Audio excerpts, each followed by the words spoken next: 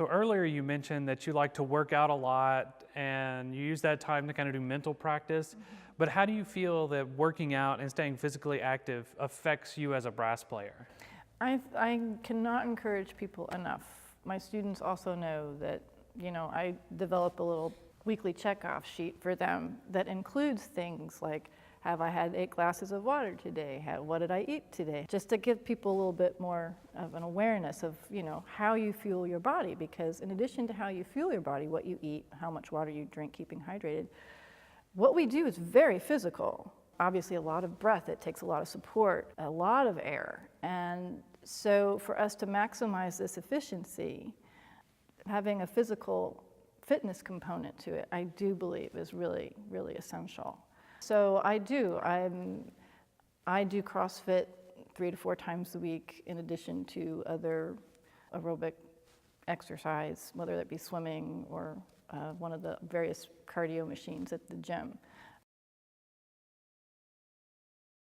It definitely helps if you have a really long passage and you've built up lung capacity.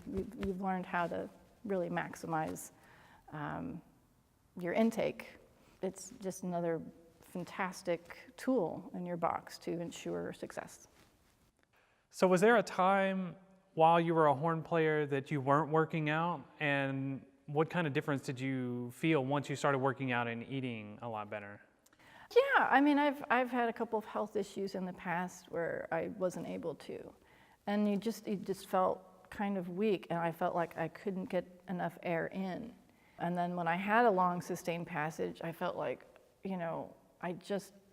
my support wasn't as strong as it could have been or had been.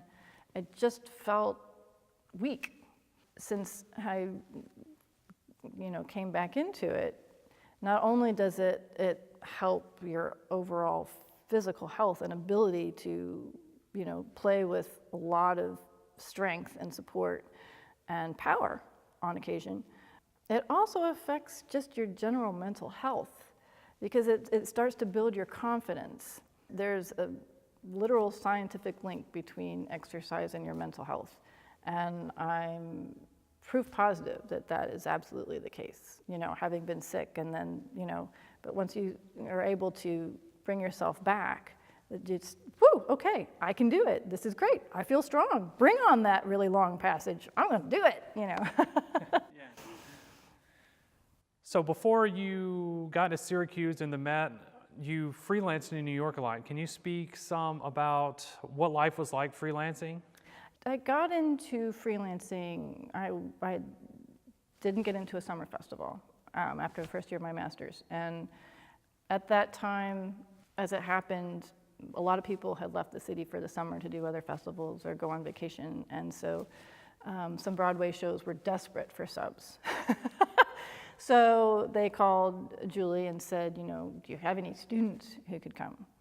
And so she said, yeah, take Julie Pilant. And so I went, but it was one of those things where it just, one thing led to another. It went well. And as with any gig that you do, you take it seriously and you do your best and you do your homework. It was a Broadway show, it was my first big break, and I was subbing on it. And in Broadway, what you do is you come in and you watch the book. You dress in black and you go in the pit and you record it. And then they give you a book to take home. And then you come back in and you play it down. That's it. That's all you got. So you have to lay it down right from the get-go, and then the conductor and as well as the other people in the section, they give feedback, and either you're on the list or you're not. That just led to other things. So if it goes well, and the other component is you have to be a very respectful and appreciative and nice person, and genuine. People can see through it if you're fakey fake.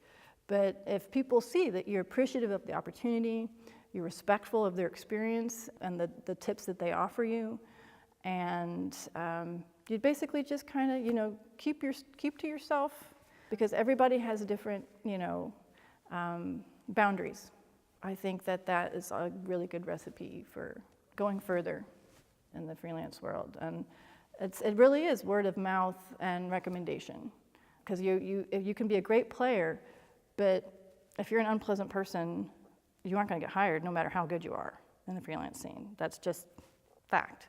I would just, like I said, go in, be happy to be there, enjoy it, be appreciative of your colleagues, say thank you for the opportunity, and, Do you have any do's and don'ts that you tell your students or anyone you know is getting into freelancing about how to really be successful in the freelance, marketplace? There are a couple of things you can do. Again, come in and be prepared, be early, introduce yourself to the people in your section, if they don't know you already, if you haven't met. If there's anything you would like to go over, if there's something that you're unsure of, I would respectfully ask your colleague, I just want to make sure that I lock in with you on this. Would you mind playing through it? And they may say, no, I need to save my face, but I think in general, most people would be happy, yeah, sure, let's play it down. Let's make you comfortable. Always say thank you, regardless of, if they say, I can't do it now, which leads me to another thing. Be aware of people's time. Try and suss out the situation in terms of, is now a good time to ask a question? What are they doing? Are they in the middle of their warm-up? Are they in the middle of a conversation? Do they look like they're meditating to get in the zone?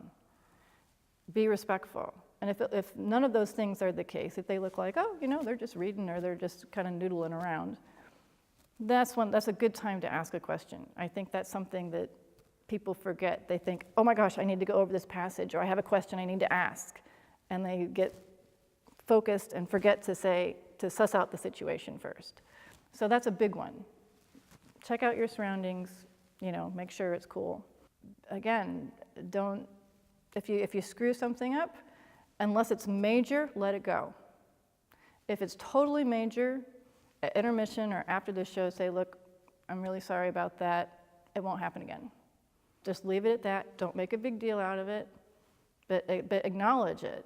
If it's just a chip note, let it go. But if it's something where you just came in wrong, guns blazing, then you need to back up and say, I'm really sorry about that. It won't happen again. And then you can ask them to go over that part if it's something kind of, weird metronomically or something. You Right. can be like, hey, can we just click in on this and then Yes. get it for next time? Right, exactly. So thank you again, Julie, for being with us today and sharing your knowledge on a variety of different topics. I know I really learned a lot from hearing you speak, and I hope everyone else did too. Well, thank you. It was totally my pleasure. And again, I hope this is helpful for all of you, and keep up the great work and the passion.